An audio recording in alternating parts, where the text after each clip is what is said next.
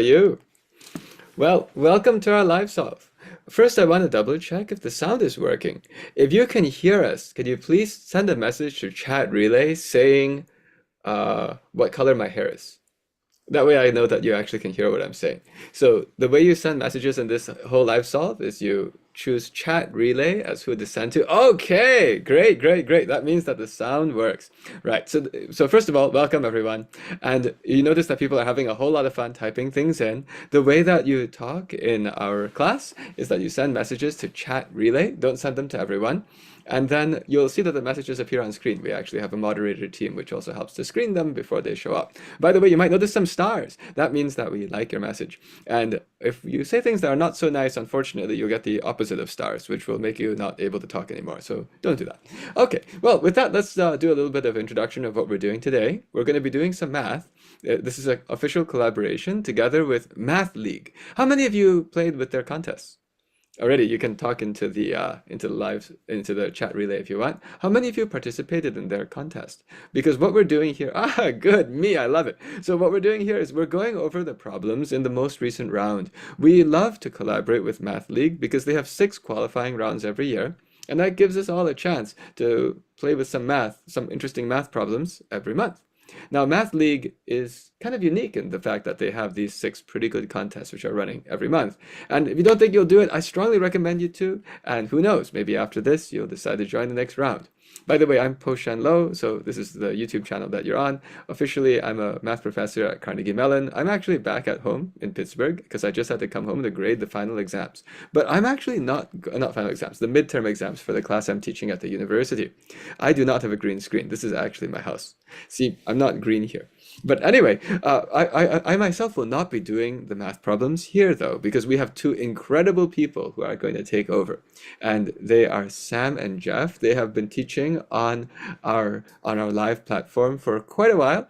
And I think you'll be in terrific hands. They're also far more interesting than I am with better visual effects. With that, I'm going to pass it off to Sam to start introducing Jeff and so on. And I wish you all a great math time. Awesome. Thank you so much, Professor Lowe, for that intro. We are so happy to be here. So I'm going to go ahead and introduce my super awesome teaching assistant. So here I'm with Jeff today, and Jeff is super cool because he's really, really awesome at math, but he's also a really interesting person. So Jeff is a 2-time Amy qualifier, and if you don't know what the Amy is, that is the American Invitational Mathematics Examination, and it's a very big exam. He is also a National Mu Alpha Theta Award winner, and he teaches math for his school team. In his free time, he enjoys playing violin, which is so awesome. So yeah, give a very warm welcome to Jeff. We are so excited that he's here with us today. Yeah, thank you so much, Sam, for giving such a warm introduction. Great to meet all of you. I'm so excited to go through these questions with you and to journey through this math. So, now to introduce Sam. Sam is also such an amazing person. So, Sam has been competing in math competitions since the 3rd grade, placing at the top 5 in the Georgia State Math Counts competition and qualifying for the Amy twice. Both incredibly amazing accomplishments. Sam also volunteers for the Math and AI for Girls competition and is an officer for our school's math team. And in her free time, she loves debate, reading books, and listening to classical rock. So let's give Sam a warm welcome. Thank you so much, Jeff. I really appreciate it. Okay, awesome. So I see a lot of you guys are already answering the question on our screens, which is where are you from? If you haven't done so already, definitely go ahead, type your answers in chat relay. And I know we have lots of people from all over the world today, so we're really, really excited. We have lots of people from the US too, which is really great. Um, oh, I see Daniel is from Romania. Sharanjit is also from America. Oh, Leo is from Texas. Malda from India. Wow, so many different places. We are so excited, like people from all over the world. Anyone in oh wow, we have a couple of Georgians too. I'm from Georgia as well. That's really cool. For anyone in the US, if you are missing the Super Bowl to be here, that is so awesome. Thank you so much for doing some math with us instead of watching some football. We'll probably get you out before the halftime show. So if you're looking forward to that, definitely we'll get you out before then. Yeah, Awesome. So many sounds people from great. Georgia. That's cool. Oh, yeah. Yeah. Is anyone here from Florida? I'm from Florida. Are there any Floridians here? Oh, Oh, Maxwell's Maxwell. from Florida. That's All so right, fellow awesome. Floridian. All right. Are we ready to Okay, jump in, Sam? yeah, Ready? let's go ahead. Let's get into some problems. All right. So we're gonna go through the odd problems today, but there's gonna be lots of fun and difficult problems. So yeah, hopefully you guys will learn something new. So yeah, let's go ahead and jump in. All right. Jumping right in. Question one of this year's Math League sprint round. So we're going to do sprint first and target after. What is the unit digit of 17 to the 2025th power? Anyone got any ideas or answers in the chat? You guys are totally welcome to put your thoughts, answers, solutions in the chat, and we will do our best to highlight those who say anything. All right. Awesome. That's So I see a lot of people saying 7 and 1, and then I also see a lot of people talking about patterns. So Jeff, do you want to go into this idea of patterns? Because I think that's really interesting. Yeah. So when we're looking at questions where we solve for the units digit of a number to some really big power, you must wonder if there's a pattern, right? Because the power is 2025. 2025 is a nice number. It's like the year, but it's also a really big number. I would not want to find this number, so there's probably a nice pattern. There's something important when you're doing units digits calculations. It's that you only care about taking this units digit to some power. So when you multiply any two numbers together, the units digit of the product is the same as the units digit of just the units digit multiplied. So for example, if I want to find the units digit of 17 times 17, you don't actually have to do 17 times 17. You can just do 7 times 7. It's 49. And whatever ends up below here, there's always a 0 in the tens place or even more zeros. So the final answer will have a 9 in the last place and something random here. We don't really care what that is. What is 17 to the 2025th? Let's see, there's probably a pattern. I see people in chat are saying there's a nice pattern. So 17 times 17 ends with a 9. We already got that. So we start with 17 to the first power, ends with a 7. 17 to the second power, ends with a 9. What about third power? What do you think? Well, we can do 9 times 17. But we don't actually have to do 9 times 17. We can just do 9 times 7. 9 times 7 is 63. So ends with a 3. And for our final calculation, 3 times 7 is 21. And then a 1. And if we do it again, we go back up to 7. So there's a nice pattern, actually. It seems like 17 to the first, we go 7, and then 9, and then 3, then 1, and then we go back up to 7, 9, 3, 1. Now we have to just figure out which one it lands on. What do you think, Sam? Yeah, I think it was a really good job. We found a pattern, and now we just got to find where does our pattern end. So, with 2025, an interesting thing to note is that we can look at the remainders for each power. So, for example, when I have 17 to the power of 1, I end with a 7. And then if I also have 17 to the power of 5, I once again end with a 7. So we can see that like anything that's divided by 4 and has a remainder of 1, I'm ending with a 7. So in this case, when we do 2025 and we divide that by 4, what kind of remainder do we get? Yeah, I see Shrish and Aaron saying we get a remainder of 1, and that is absolutely correct. Notice how I really don't care about what my quotient is. Like, that's not relevant to the question. I just care about what my remainder is. So my remainder is 1. And from the chart over here, if we have a remainder of 1, our units digit is just 7 to the power of 1, which is 7. So yeah, that's how we find out what this units digit is. I see Jeff has some really interesting notation on his screen. Jeff, do you want to explain that for us? Yeah. So one really nice way to write out remainders is using mod notation. So mod just means like the remainder when you divide by that number. So 1 mod 4, it's written like the number 1, mod, and then 4. This means that whatever number you divide by 4, you get a remainder of 1. So right here I wrote 2024. 3 horizontal lines means congruent too. It basically means equals. 2024 equals 1 mod 4. That means that when I divide 2025 by 4, I get a remainder of 1. And if we look at this pattern right here, we can see that if you take the power of 17, divide by 4, and whatever remainder you get, that's kind of what number you have in the units digit. So if you divide whatever power we have, in this case 2025, by 4, you get remainder 1. You should look at this horizontal row, and you get 7 as your final answer. Yeah. I saw Leo put in the chat that mod is basically equal to the remainder, and that's exactly right. Modular arithmetic is a way of working with remainders. So if you guys have never seen that notation before, it's totally okay. It's not very common in school, but it's very, very popular in competition math. So it's just a way to denote some remainders. Yeah. So Awesome. we learn a pattern and we learn a new notation. So I think the answer is 7. Want to check our Yeah, answer, Sam? let's check it out. Let's check it out. All right. Ta-da! And the answer is indeed Awesome. 7. We're Yeah. right. Perfect.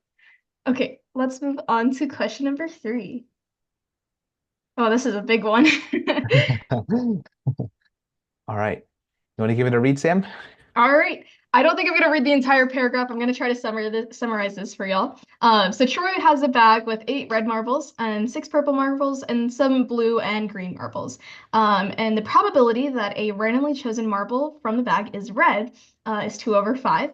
And there is 1 marble of each color in the bag, and we want to find out how many possible numbers of green marbles there are. So notice that the question isn't just asking like how many green marbles there are. They're asking how many different possibilities of green marbles there are. Okay, so let's take a look. I see a lot of people saying 5 and a couple of 3s as well. So let's see if we can settle that debate. All right, Jeff, how would you start this question? I think let's start by thinking about what the meaning of probability is. We're given that the probability of choosing a random marble and it being red is 2 and 5. What probability, the numerator in probability, it's like the number of cases that this event happens. Denominator is like how many total cases there are. So in this case, the 2 on top would mean that there are like essentially like 2 red marbles. Obviously, it could be some multiple of 2 because the fraction could be simplified. And then the 5 on the bottom means there's like 5 total marbles. So 2 and 5 means that for every 5 total marbles in the bag, we have 2 red marbles. We can actually use this to find the total number of marbles. If we know that there are 2 red marbles for every 5 total marbles, and that we know there are 8 red marbles, we can just scale this fraction by 4 on the top and on the bottom. So 2/5 multiplied by 4/4 gives you 8/20. So this means that since we have 8 red marbles, there must be 20 total marbles. We seem to be getting somewhere. What do you think, Sam? Yeah, I think this is a great approach. So once again, I just want to reiterate, our total probability is 2/5, and the number of red marbles that we have is 8. So that means our total number of marbles has to be, we can do this as, hold on, I'll actually write it like this. Total is equal to 5 times red over 2. And so that is going to be 20 total marbles. So we know that there's 20 total marbles. So let's go see what the question is asking us to do. We want to find out how many green marbles there are. And there's also a whole number of blue marbles and green marbles. So right now we know that there's 8 red marbles and 6 purple marbles. So right now we have 14 marbles.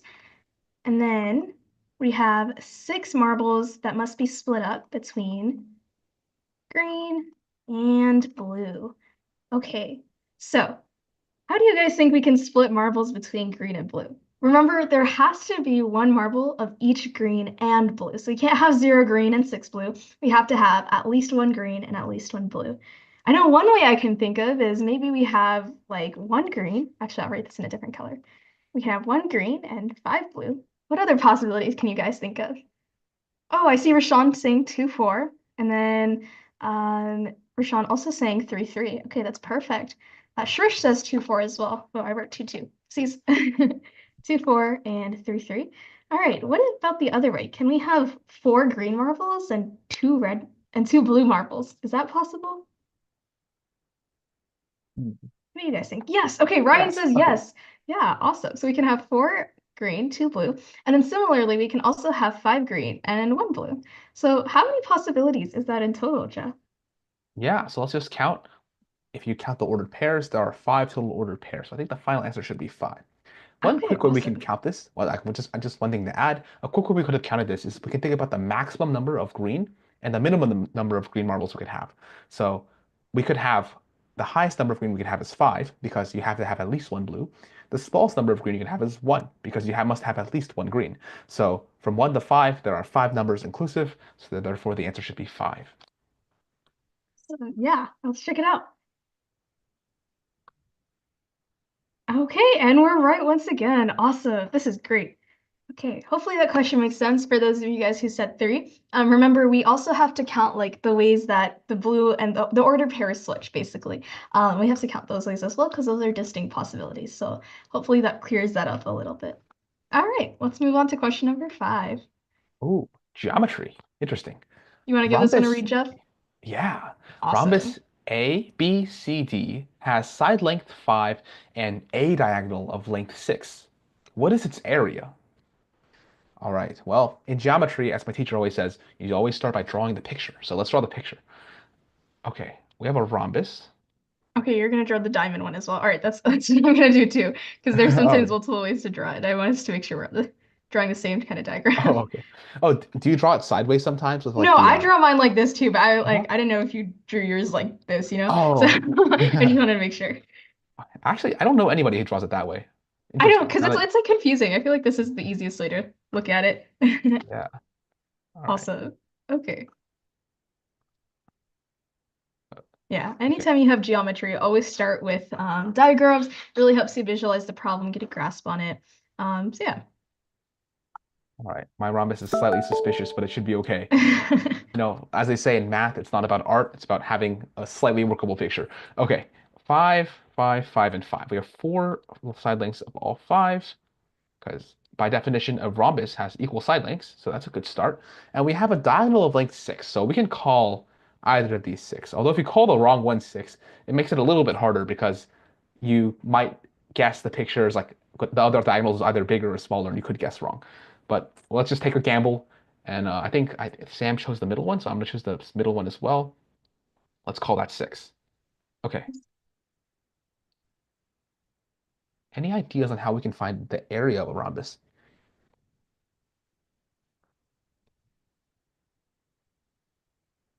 Oh, I see some people saying 30, some 24s. Oh, Francis says split into 2 triangles. Okay, that's a good idea. We already have 2 triangles here. Can we find the areas of these triangles? Well, Pink says we could use Heron's formula. Oh, Heron's formula is a good idea as well. We can do Heron's formula because we have the 3 side lengths of all these triangles. But notice But they're also oh, sorry. Go isosceles, ahead. right? They're also Yeah, yeah, yeah. isosceles. Maybe we can do that, right? What were you going to say, Sam? I was just gonna say, Hertz formula is a little complicated, and there's probably an easier way to do this. And like Jeff said, this is an isosceles triangle, so that gives us a very nice property to use in this case. So I wouldn't go with the Heron's formula route. If you're not familiar with what Heron's formula is, that's totally okay. It's actually not necessary in this problem. So yeah, Jeff, why do you think it's important that we have an isosceles triangle? What could we do instead? Well, isosceles triangles are really nice, right? You can do a lot of things with isosceles triangles, but finding area of isosceles triangles is generally pretty easy because you can find the height with Pythagorean theorem. If you drop an altitude to the 6, this is 90 degrees. And since these 2 triangles are like symmetric, it splits the 6 into 3 and 3. So you have a right triangle of hypotenuse 5 and a base of 3. What's the height? It seems like a very familiar triangle. Oh, Madat says 4. Oh my gosh, so many people say 4. Okay, that's awesome, you guys. Yeah, absolutely. It is definitely 4. So for those of you guys who are not familiar with this triangle, this is a very, very famous right triangle, and it's derived from the Pythagorean theorem. So the 3, 4, 5 triangle is one that pops up all the time in competition math. So we highly recommend that you guys remember it. If you don't know what the Pythagorean theorem is, just to give you guys the formula, it is a squared plus b squared is equal to c squared. And so in this case, A and B are the legs of our right triangle. So that means it's going to be this value over here, and then this value over here. And then C is our hypotenuse. So it's this value up here, the 5. And that's how you can find the lengths of right triangles. All right. Yeah, So good explanation. what do So, we do now, Jeff? okay, what do we do? So we have the height of a triangle, we have the base. We can find this area pretty easily, right? It's like 6 times 4 over 2. That's the area of one triangle. We're trying to find the area of 2 triangles, so it's just 6 times 4 over 2 times 2. Then the answer should be 6 times 4, so that's 24. So the area should be equal to 24. So I guess that gives you a very nice formula, right? It's like 4 is like half the diagonal, so 6 times 4 is kind of like one diagonal times another diagonal over 2, so you get 24. Very nice. Yeah. Oh, wow. Hold on, I just want to highlight this really awesome solution, or actually this awesome hint that we have in the chat from one of our moderators about what a rhombus is like and kind of the geometry there. So rhombuses are really nice because we're able to get lots of fun isosceles triangles from it. So we like rhombuses. Rhombi, I don't know, however you say it. Rhombuses. All Okay, right. awesome. Let's see if our answer is correct. Yay, we're right once again. Wow, we've got a streak of 3 so far. Let's see if we can keep this up for the rest of class. Okay. Right. Oh, number 7, another geometry question. You want to take this Oh one, my Sam? goodness gracious. Why am I getting the massive paragraphs? Okay, let's see. Rectangle ABCD has side lengths AB equal to 12 and BC equal to 5. And then we've got points E and F that are midpoints of AB and CD. And we have a point G that is the midpoint of segment EF. And we want to find the area of quadrilateral AEGD. So this is a lot of points and lines and things. So once again, since it's a geometry question, we should totally start with a diagram. And Jeff is already like 5 steps ahead of me, so I'm gonna catch up. All right. I think it also helps to label the vertices with the like actual letters too. I think it's very confusing if you don't do this. So like if you call like A, B, C, D, if you just label it, it's very helpful. All right, AB is 12, BC is 5. Okay, and then we have more points. Okay, this is a lot of points. So E is here, F is here, G is the midpoint of EF. Okay, so G is like kind of, it seems like G is the very middle of the rectangle, right? I think so. Okay, and we want to know the area of quadrilateral AEGD. Okay, so AEGD is here. It's kind of a weird shape. Let me highlight this.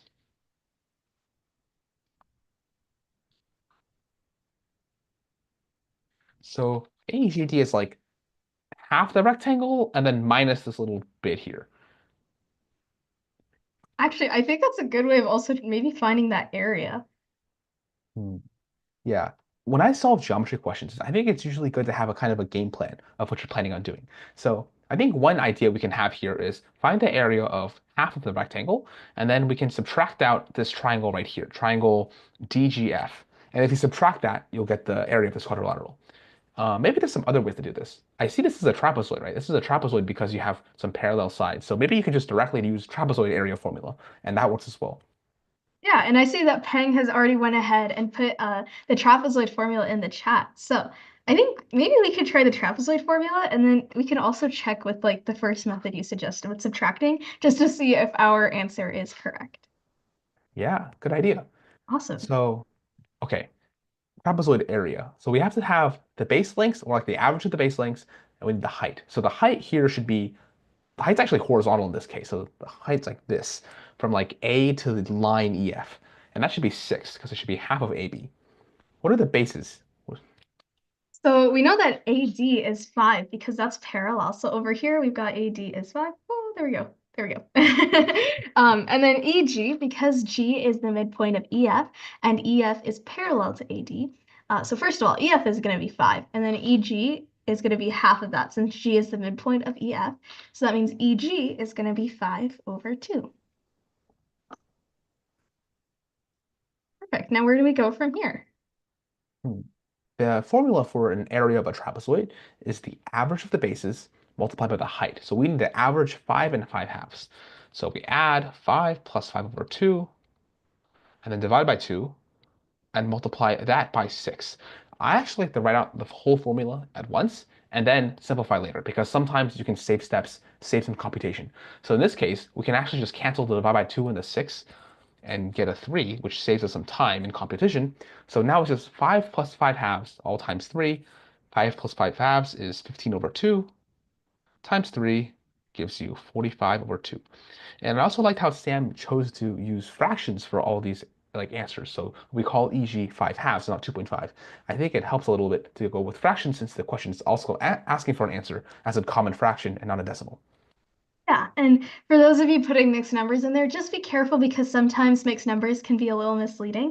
So in general, heed to what the problem asks you to do. So if your problem asks you to write in a common fraction, use common fractions, not decimals or mixed numbers. Okay, awesome. So this is how you find the area using a trapezoid formula, which is really great, very efficient. So let's take a look at how to find the area of a trapezoid by taking the rectangle and then subtracting this right triangle over here. I also saw Nico said earlier, why don't we make a rectangle and then add the triangle? Actually, those two methods are very, very similar. There's just one small change. Nico, if you want to try to find that, that would be really cool. So I'm just going to go ahead and use the subtraction method. So first, we look at rectangle AEDF and the area of AEDF. By the way, I'm putting square brackets around my letters because that denotes area. So yeah. The area of rectangle AEDF or AEFD, I just said those vertices in the wrong order, is 6 times 5, or 30. And then we want to subtract the area of triangle DGF, and that is going to be 1/2 of 6 times 5. And so that's, oh wait, hold on, not 5, 5 over 2. And so that is going to be 15 over 2. So then I do 30 minus 15 over 2. And I once again get 45 over 2. So we know that since these answers are correct, we're like 99% confident that our actual final answer is correct. And to get that 1% extra confidence boost, we're going to go ahead and check our answers. So let's see. Jeff, are we right? Let's see. Yes, we are. Yes, Okay, now we are 100% sure we're right. This is awesome sauce. Okay, perfect. All right. Ready for question 9? Yeah. All right. Really flying through. Oh, whoa. Okay. Oh, you guys A saw short one. nothing. The decimal expansion of 11 factorial has n digits. What is n? Hmm. All right. Well, right after that, we can solve this question by writing out 11 factorial. I would not recommend that. I think writing out 11 factorial might be a little bit challenging. Is there a neat way we can do this question without writing all that out? Hmm. Okay, I see some people have some factorials memorized. Actually, that's actually pretty good to know. In competition, it helps to have like maybe 8 factorial or 9 factorial. Just memorize like one of the high factorials, and it's pretty easy to calculate with that. So that's one way you can do it. Is there a way we can do it a different way? I do see some people saying, can they use calculators? And since this is the sprint round, we actually don't allow calculators. That's why this question is pretty difficult because you're not allowed to use a calculator to find out what 11 factorial is. Yeah. Ooh, Thomas says estimate. Okay. Is there a way we can estimate this quickly? So 11 factorial is 1 by 2 by 3 by 4, and then all the way up to 11.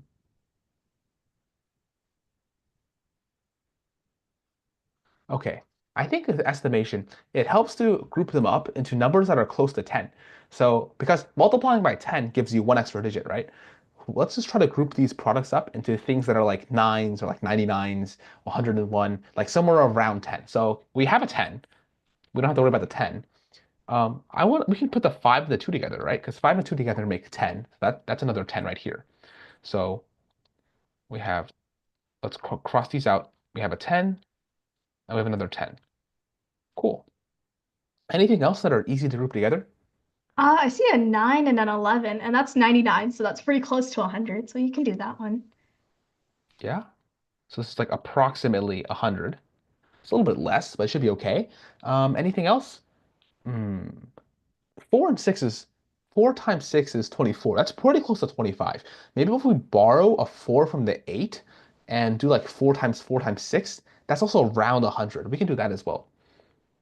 Oh wait, actually maybe instead of 4 times 6 times 4, we could just do 3 times 4 times 8, and that gets us to 96, which is the same as what 4 times 6 times 4 is.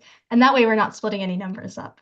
Yeah, I like that. Okay, so 3 times 4 times 8, you get 96. It's like approximately 100 as well. Okay, so our final product is like a little bit less than 100. We just have to make sure that at the end we subtract a digit because it's like a little bit less than 100. So it's like one less digit. Okay, we're left with 1, 6, and 7. I don't think there's not much we can do with that. So let's just write 42. So we have 42 times 10 times 10 times two numbers a bit less than 100. Okay, so 10 times 10 is easy. These just add digits. Two numbers a bit less than 100 multiplied. 100 times 100 is 10,000. So then this product should be like a little bit less than 10,000. Should be like 9,000 and something. So whenever we multiply this, whatever this product is to our rest of the product, it'll add 4 digits instead of adding, or it'll add 3 digits instead of adding 4. It'll like be one less zero. So it should be 42 times 100 times, it's like a little bit less than 10,000. So let's just write this. All right. What do you think the answer is, Sam? I think, hold on. Wait, I just want to make sure that we're both on the same page here. Okay, perfect. So I've got 42 million on my screen. Jeff, what do you have?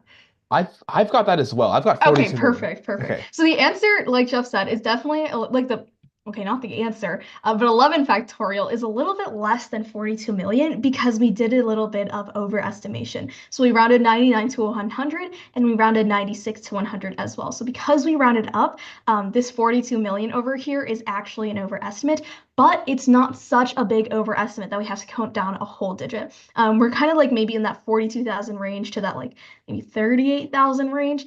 So really we're still in that like not thousand, I keep saying thousands, I mean millions.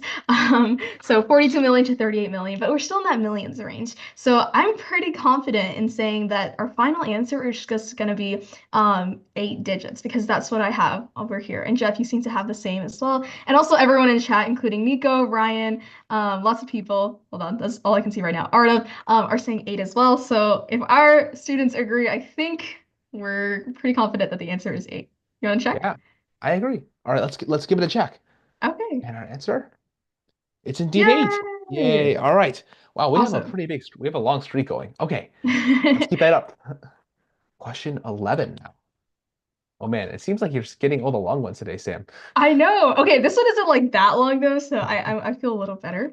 But let's take a look. I'll try my best to summarize. So we've got two rectangles, and both of them have area of 30 and integer side lengths.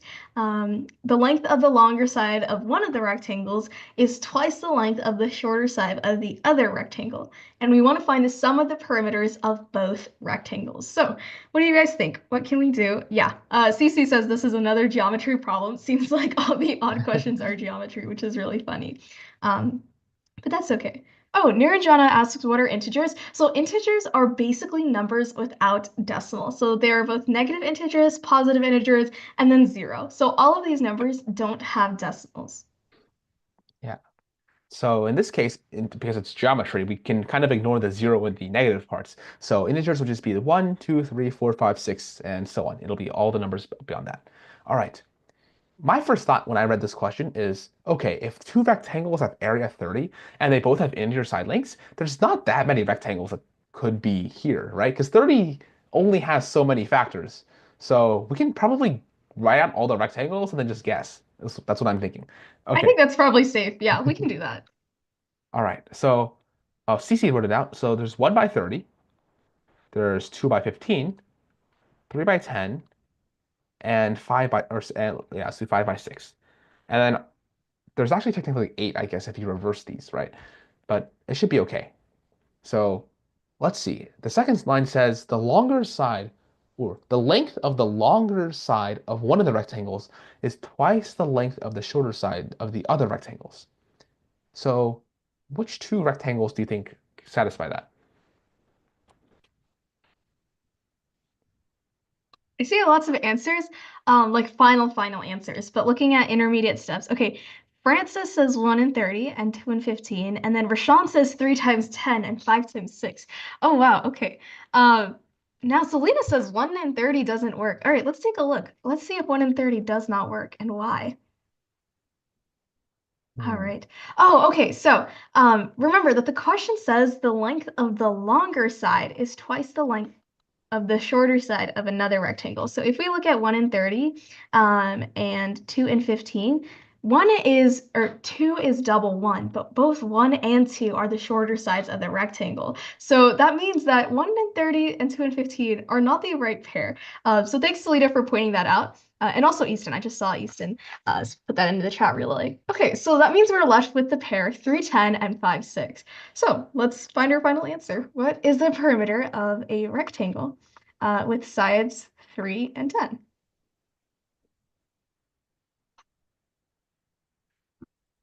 Yeah, Hmm. oh, okay, thanks, Leo, and Trish, and AX. So it's just going to be 2 times 3 plus 10, which is 26. And then similarly for a rectangle with sides of 5 and 6, we have 2 times 5 plus 6, which is 2 times 11, or 22. And finally, adding those together, because our problem asks for the sum of both rectangles, we get 26 plus 22 is 48. And that is our final answer.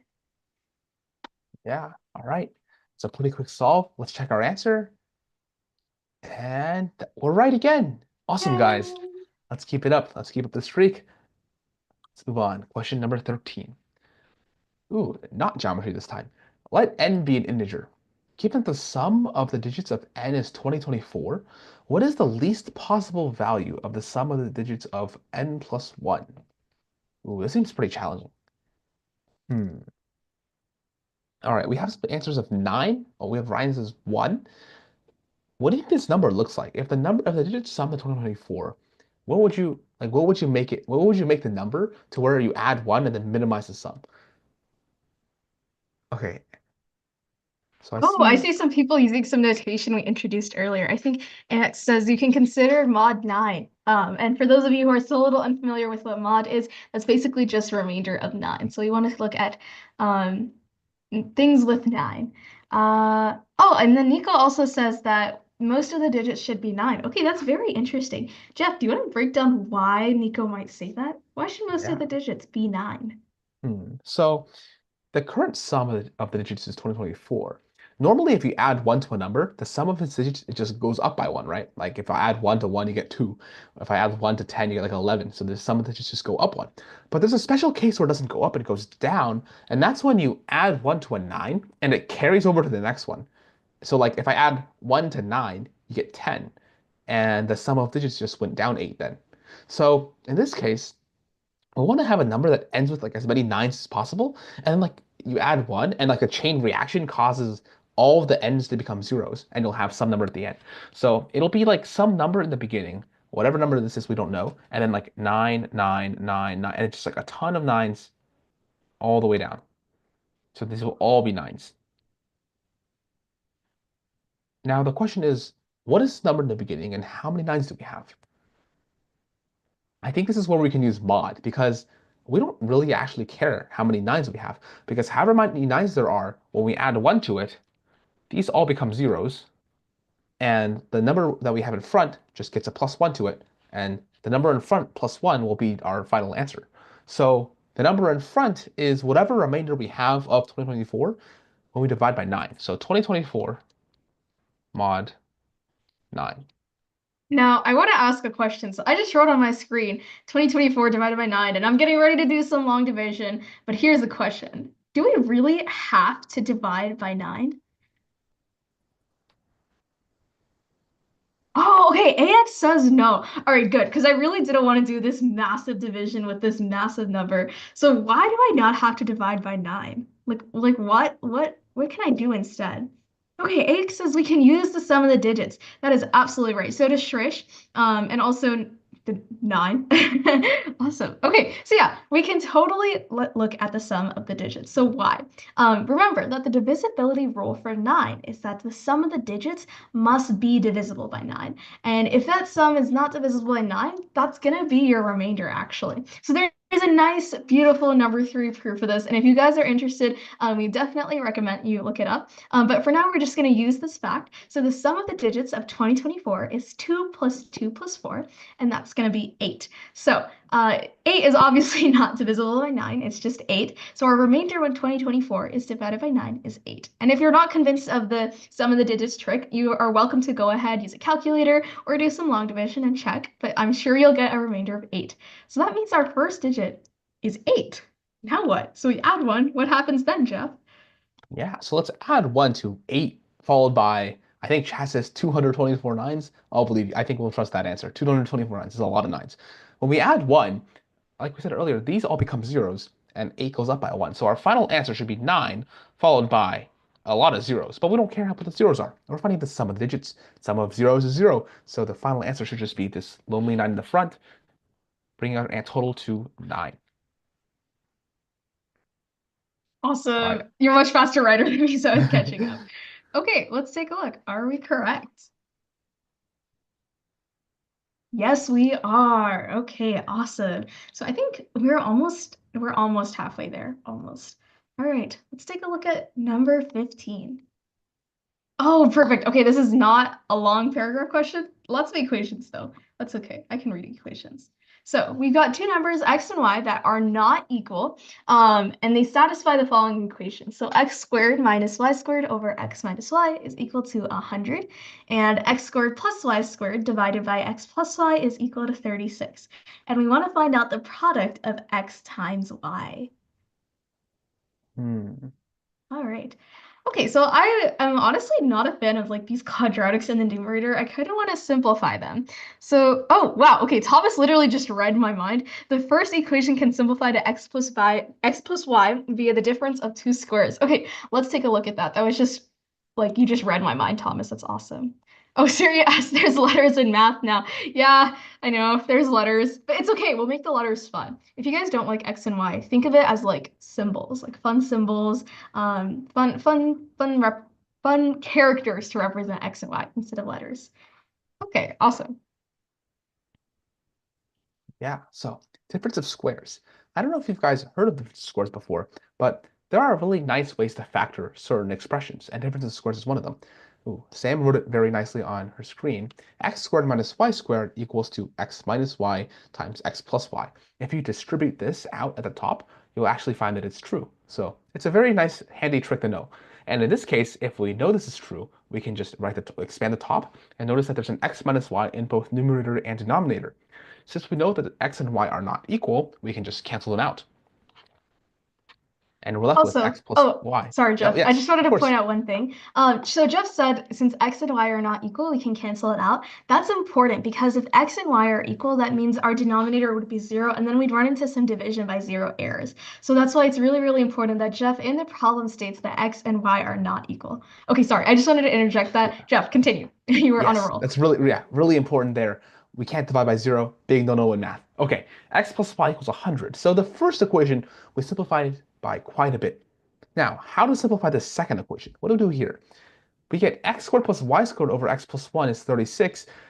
Do you know a nice simplification for x squared plus y squared? I see Sam shaking her head. I don't either. I don't know how to simplify x squared plus I y squared. accidentally wrote minus. But maybe there's something we can do about the denominator because we already know x plus y is 100. You get x squared plus y squared over 100 is 36. So x squared plus y squared is 3,600. It's a pretty nice number. How do we find x times y?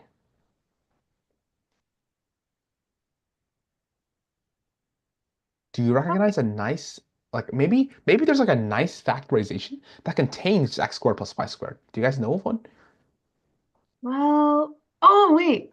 I think I think we can use x plus y whole squared. Now, that's not x squared plus y squared, but it definitely contains that term. So let's take a look at that. We have x plus y whole squared is actually equal to x squared plus 2xy plus y squared. Okay. And we know that x plus y is 100. So this is 100 squared is equal to oh, and we also know that x squared plus y squared is 3,600. Okay, and we have plus 2xy. Oh, this is really good because what is the question asking us to find, Jeff? Yeah, the question is asking us to find x times y, and it seems like we have like a linear equation with an x times y in it. Something interesting or something important to note for math competition questions is that often if they ask you for an expression that's not just like x or y, you can avoid finding the individual values within the expression. So notice how we can solve this question without finding x and without finding y and multiplying them together. We can just find x times y together. So Sam, how do we solve your equation? Yeah, so we could do 100 squared. Well, I don't really want to write out like four zeros, so I'm gonna do 100 squared is equal to 36 times 100 plus 2xy. So then I'm going to do 2xy is equal to 100 times 100 minus 36 times 100. And if I divide both sides by 2, I get xy is equal to 100 minus 36 times 100 divided by 2. That was a very bad division sign. Um, and so this 100 minus 36 is 64, and if I divide that by 2, I get 32. So that means x times y is equal to 32 times 100, or 3,200, as Raghuram, Nico, and Ryan, and Bihan, and Cece, and I'm sure so many other people are about to say. So yeah, this is awesome. Right. I think we're pretty confident with 3,200. Let's turn that confidence into certainty. And the answer is indeed 3,200. Nice. So we were able to save a lot of time by just finding x times y altogether. We're on a roll today. Let's go on to question 17. A plane intersects a cube with side length 6. So, okay, so the cube has side length 6. The region of the plane inside the cube is shaped like a regular hexagon. What is the area of the perimeter of this hexagon? Ooh, Oh, okay, it this says is. what is the square of the perimeter of Oh, the sorry. hexagon? My bad. What is the square of the perimeter? Okay, so I think we find the perimeter and then we square it. Okay, cool. This is some 3D geo here, 3D geometry. And I think we should try to draw a picture. Maybe we can visualize what this looks like. 3D is hard to draw, so I'm gonna try my best. All right. So with cube,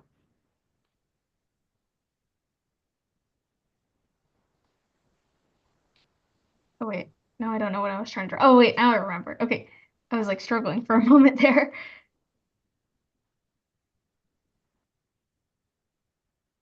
and then we have a plane going through the cube, and somehow there's a regular hexagon.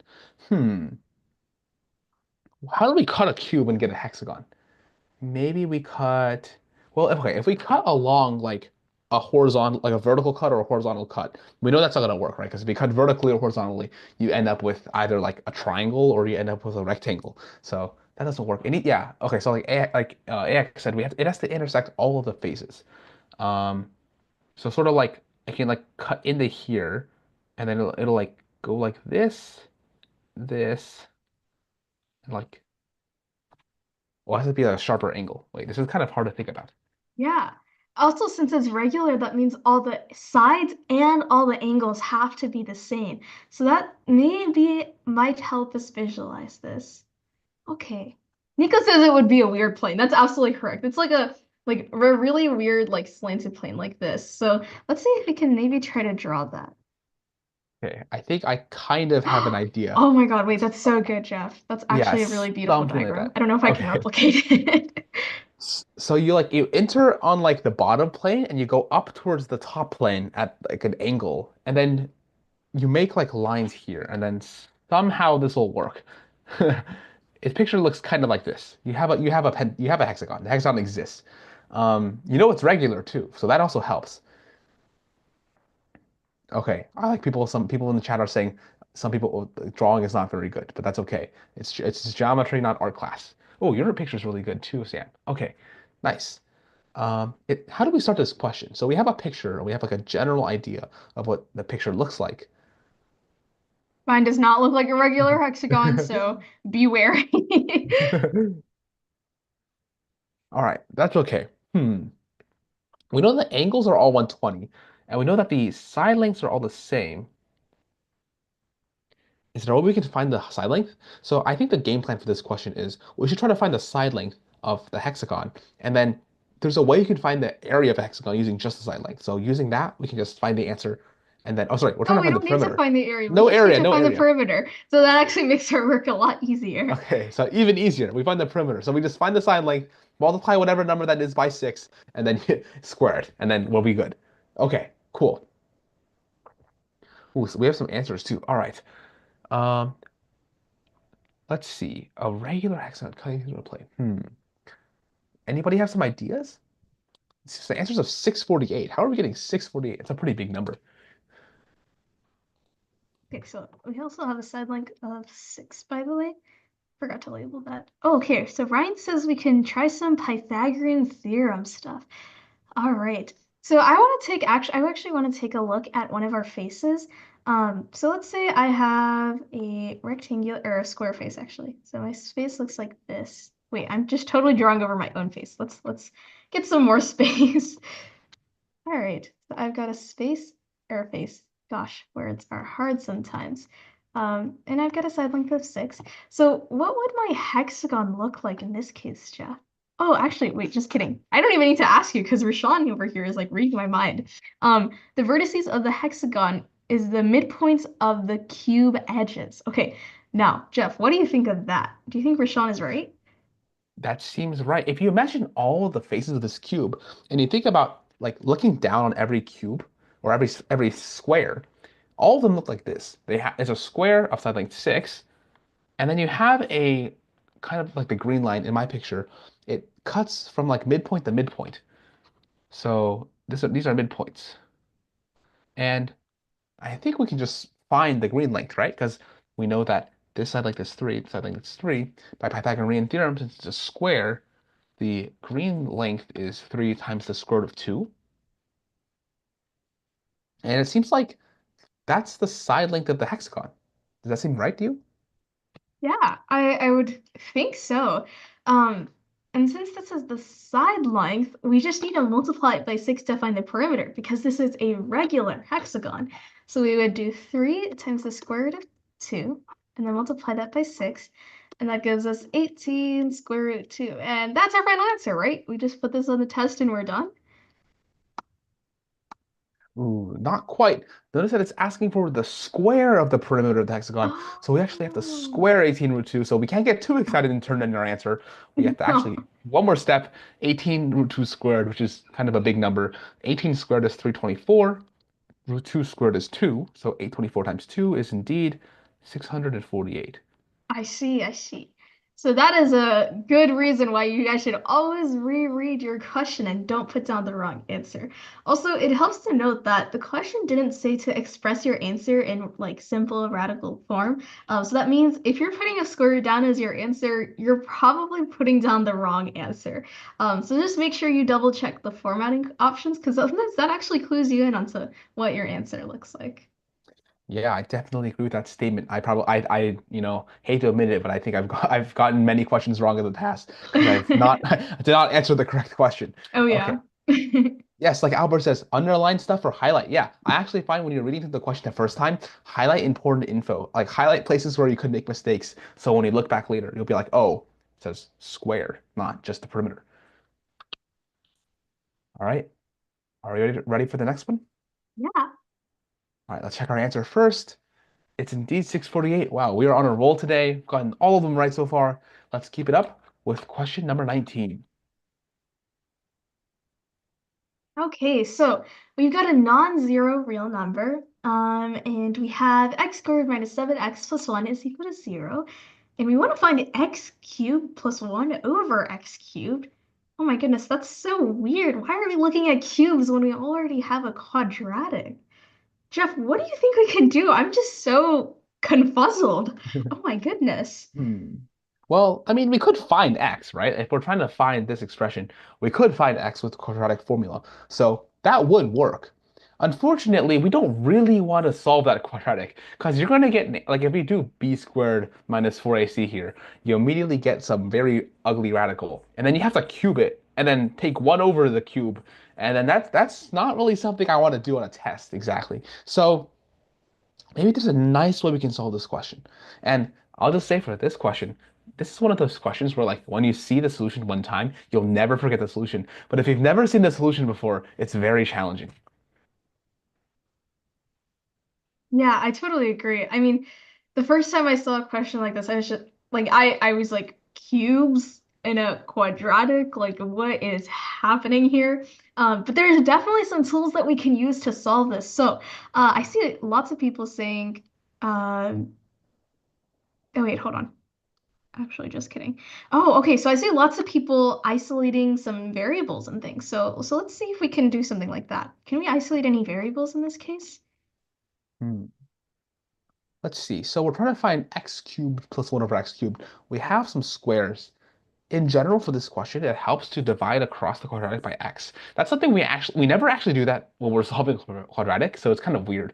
But trust me, it works here. So you get x minus 7 plus 1 over x equals 0.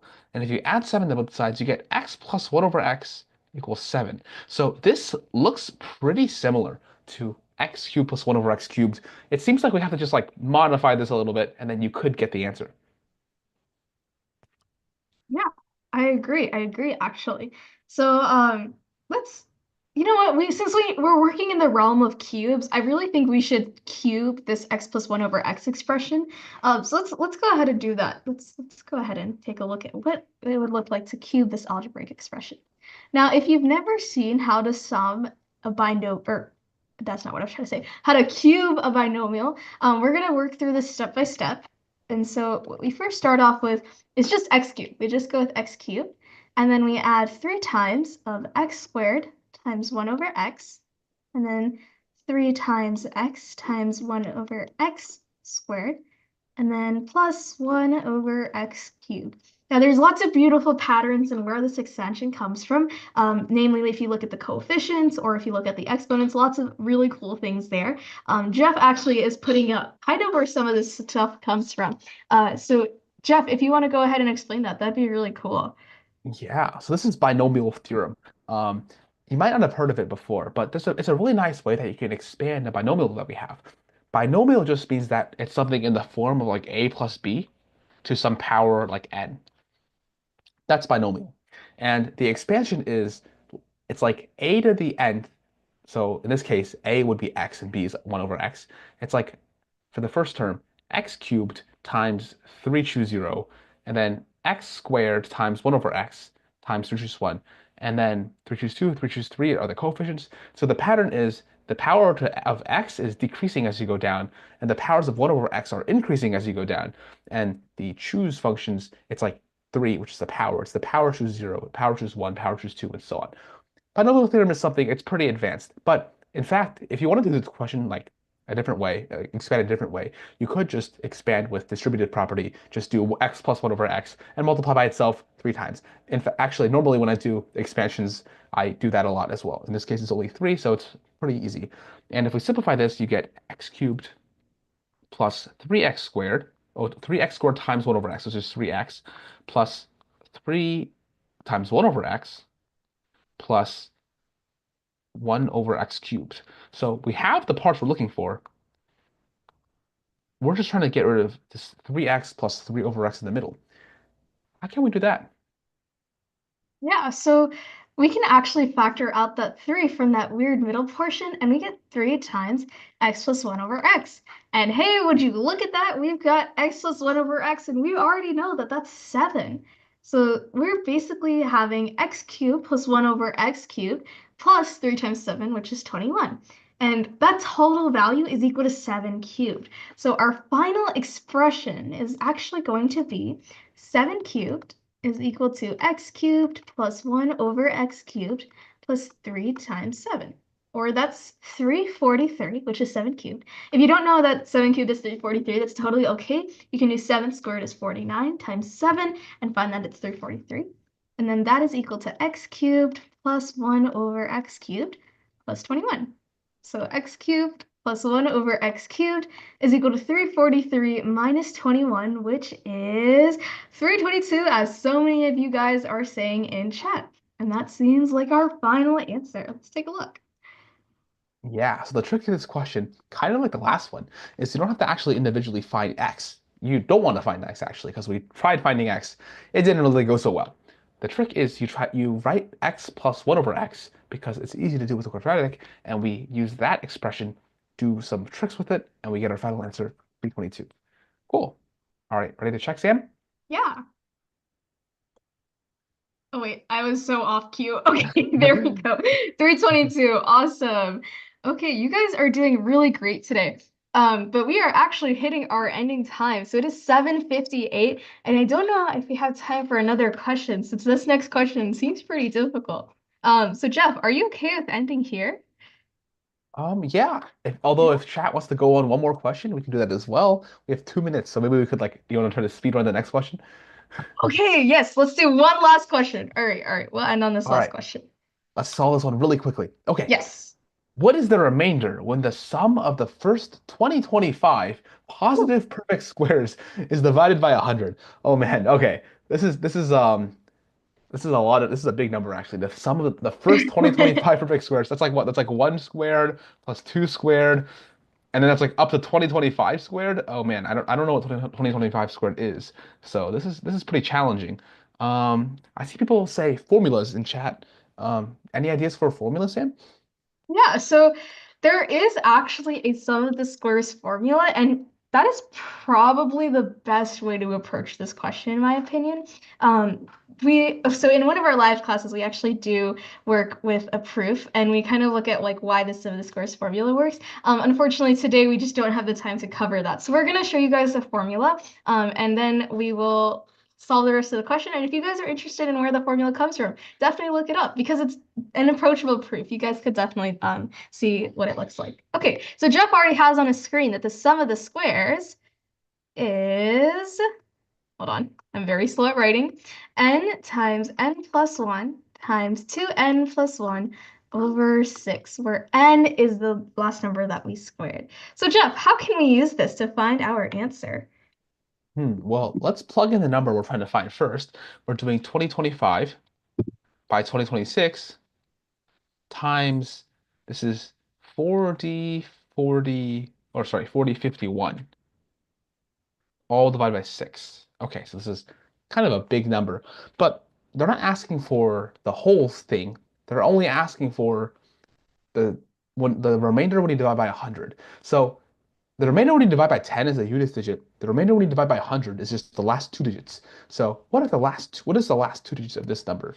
So right off the bat, we can try to get rid of the 6 in the denominator. 2026 over 6, is this divisible? This is not divisible by 3.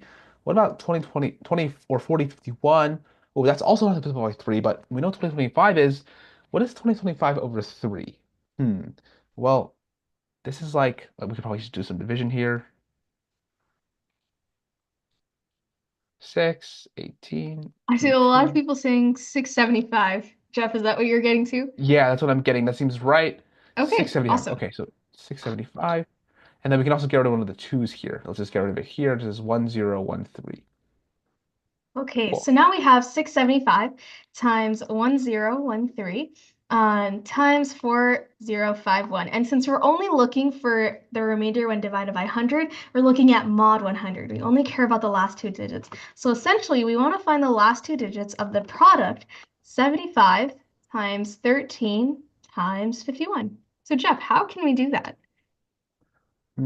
Well, my first instinct is we can probably just do it. Like Yeah. this is not too hard of a multiplication, right? We Yeah, can I try to think of agree. a trick. But like sometimes in math, it's like a balance between, okay, the computation is too hard, there must be a trick, versus if you spend time thinking of a trick, maybe the intended solution is just computation. Like maybe we could spend the next couple minutes trying to find a neat solution, but by that time, we've already bashed it out. So let's just try to bash it out. I think it shouldn't take too long. Let's just start with, let's just pick two of them to start with, 75 by 13.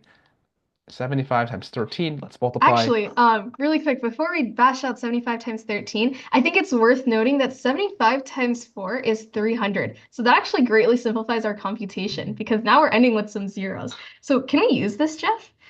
Yeah, I actually think so. So maybe instead of doing it this way, that's a very cool way we can simplify this. So 75 times 12, because 12 is a multiple of 4, plus 1. This is 75 by 12. That just ends with two zeros because we know 75 by 4 is 300. So this is just 75 again. This should end with the digit 75. So now it's 75 by 51. Let's try to use the exact same trick again. So this is 51 over 4. The closest multiple of 4 is 48. So it's like 48 plus 3. So 75 by 48, that also ends with 0. We only need 75 over times 3. 75 times 3, you can write it out. I think it's 225, if I'm not mistaken. So I the think so final too. digits should just be 25. 25. And that is math on speed run. Okay, let's see if our answer is correct because we totally like went through that super duper fast. Alrighty. We are correct. Oh my goodness. Okay, so that was like really, really fast. If you guys didn't get that at all, which is totally understandable, definitely go check out this live stream once again. It'll be posted on YouTube and try to work out through the little steps, that computation, those answers, kind of the random stuff that we skipped over, because I really think you'll find that this is a really interesting solution. Okay, awesome. So I know we didn't get through all the questions and we didn't really look at the target, but since we are over the 8 o'clock mark, we're gonna go ahead and end now. For those of you guys waiting to get to that Super Bowl halftime, you guys can make it. I'm about to head over to my friend's house to check that out. But yeah, thank you guys so much for being here tonight. We really, really enjoyed having you. You guys have been a really great interactive audience, and hopefully you learned how to solve a couple of these Mathly questions. Jeff, you got anything to add? No, that was a perfect ending. Thank you all for coming. I hope you have a great night. And if you don't have anything else, Sam, let's call it a night here. Thank you Okay, guys. awesome. All right, bye, you guys. Thank you so much for joining us. We were so lucky to have you here today with us. Bye, everyone. Bye. Oh, CC, 50 stars. That's very impressive.